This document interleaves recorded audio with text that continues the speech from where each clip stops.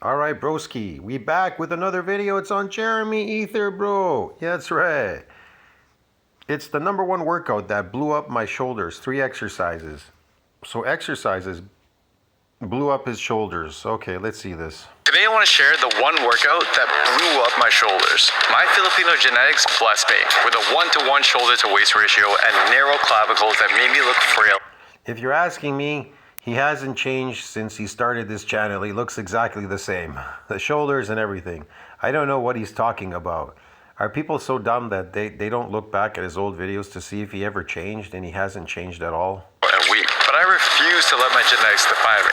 But okay, I'll give him the benefit of the doubt because he's Jeremy Ethier. He's our pal. He's our bro, man. 5.99 million subscribers. Yes, bro. These people, man, they're so successful watching this.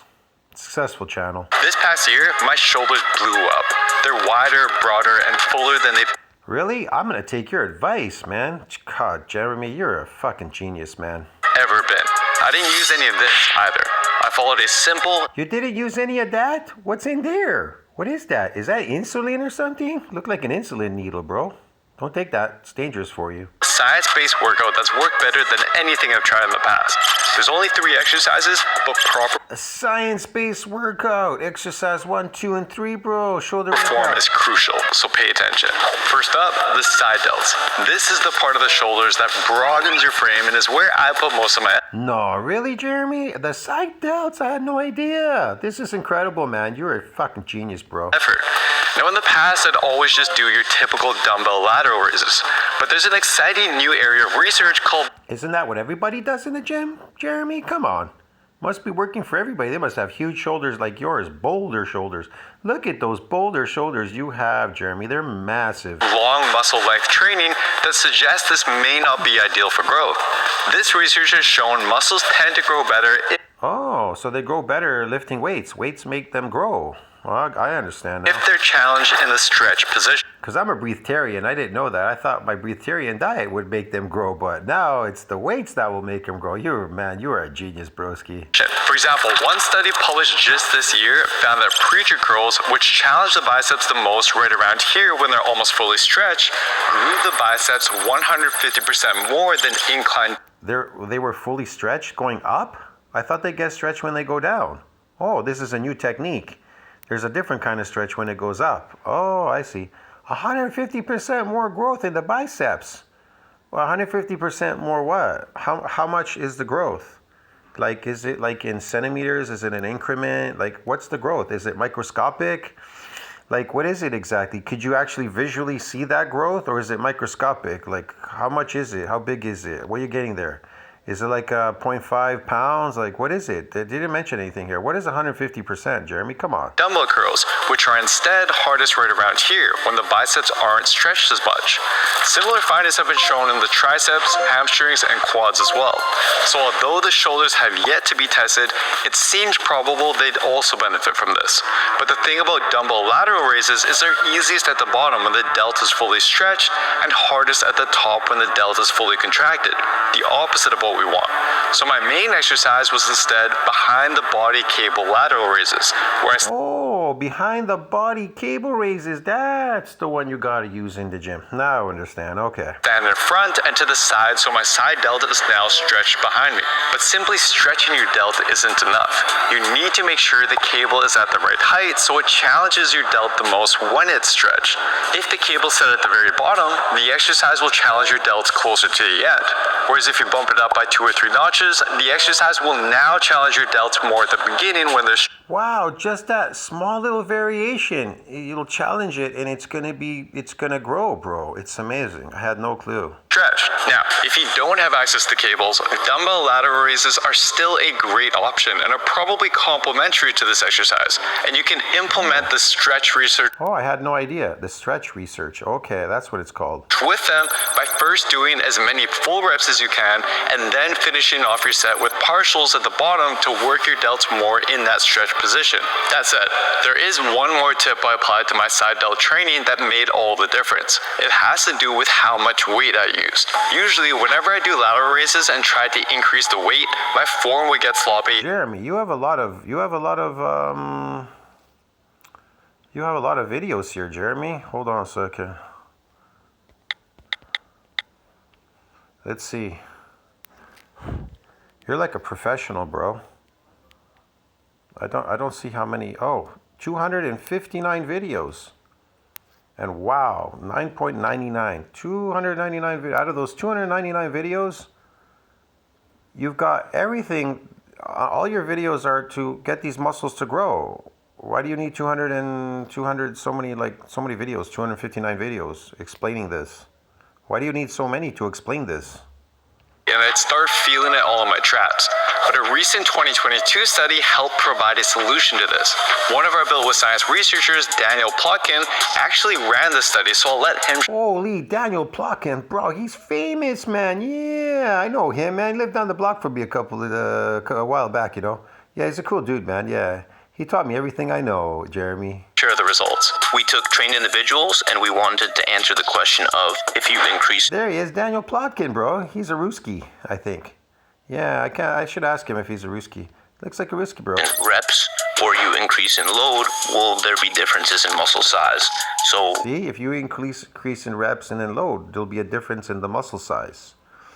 I just wanted to ask you, Jeremy, I get a lot of inflammation. Pretty much lasts pretty much to the next day and then the next day. And every time I come in there, I get inflammatory response. And I get lactic acid in there too.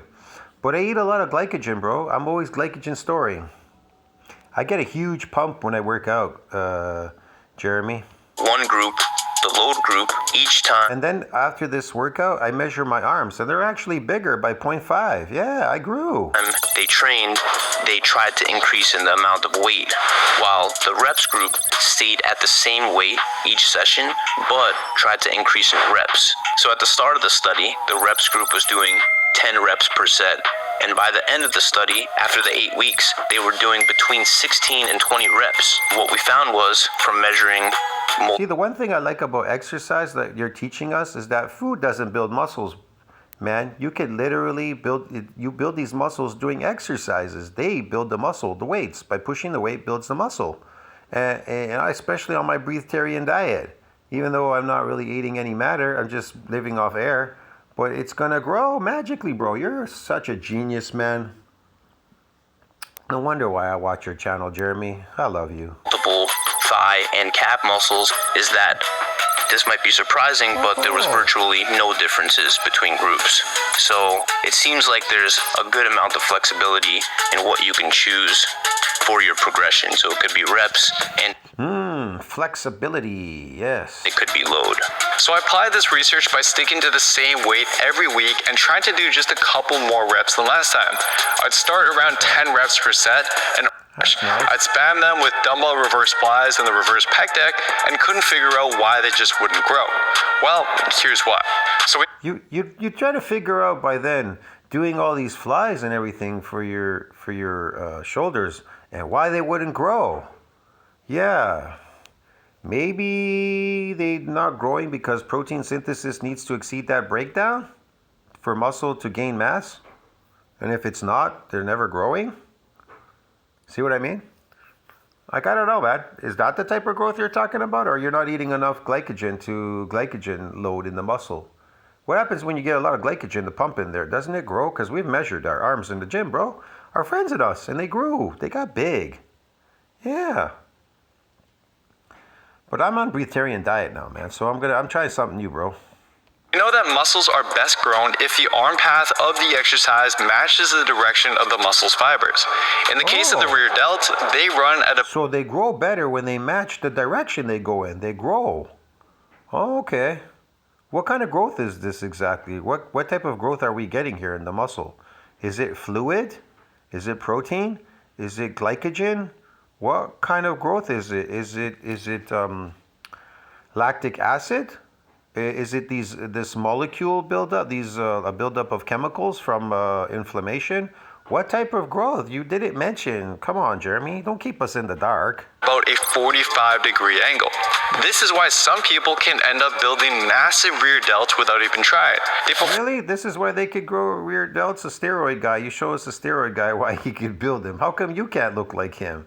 You've been lifting for years now already on this channel. Why don't you look like that guy? Why don't you show yourself? Why'd you show him? He's on steroids. He's creating artificial muscles. Isn't he using something artificial to build that? Come on, bro. Form many of their rows with this 45-degree arm angle and end up growing their rear delts instead of other parts of their back. But this was never the case for me. So I needed an exercise that isolated my rear delts really well. When I found the most successful. You know what I think, bro? Forget all this, man. This is a waste of time, Jeremy. Why don't you just take some steroids? That's it, Jeremy. Just take a shot. Boom.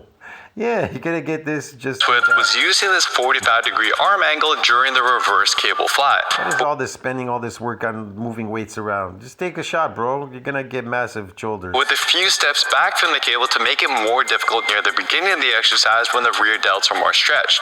But you can apply this to the reverse pec deck as well.